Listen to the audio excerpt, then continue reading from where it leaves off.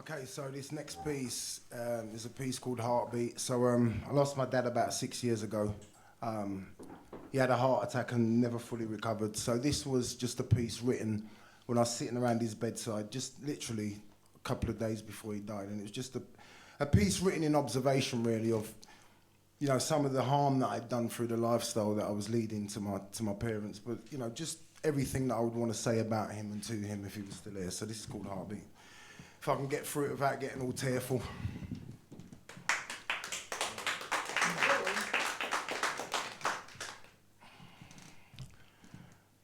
I can hear your heartbeat beating. Every rhythm a reminder of why time is so revealing.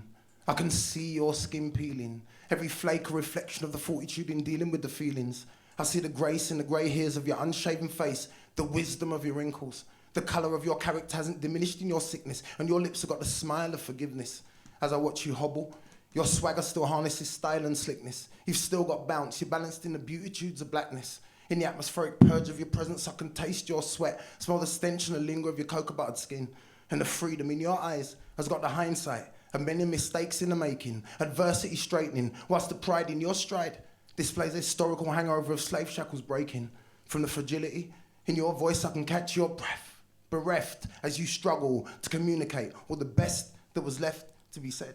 But take your time, because your truth will speak to my cowardice. And I've got a one-track mind, and all I can hear is me justifying, trying to deny that you're dying.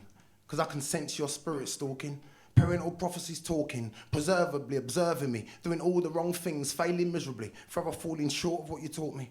And I know you've been sick, and I haven't been there for you lately. I've been really self-absorbed and busy. I'm sorry, forgive me. And I'm sorry to have to keep on asking you to forgive me. But in evaluation of relationships, it's those that are close are the ones that hurt the most. And I feel that you feel that I failed you.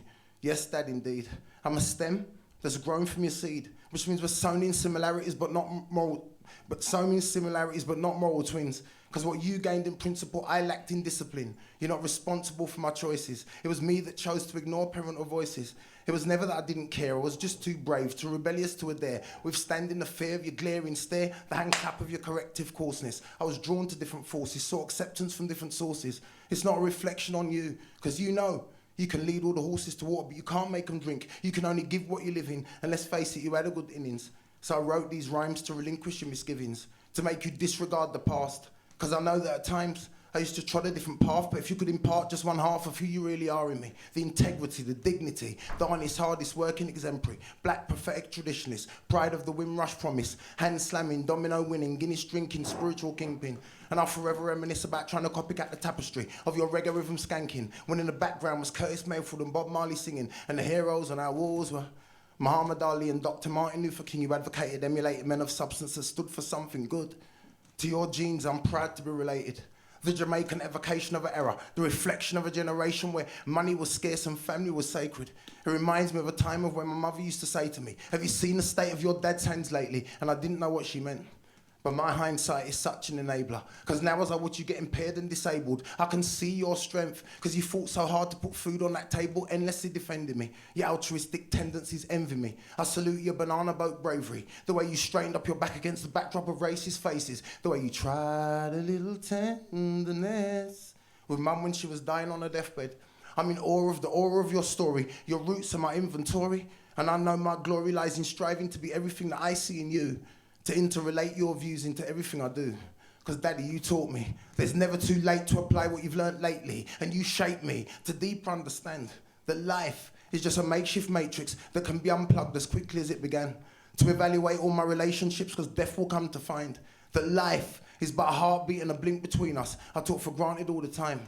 So Daddy, now, I swear, I will evaluate all my relationships, because death will come to find that life is but a heartbeat and a blink between us. And Daddy, your heart, it will forever beat and beat and beat in mine.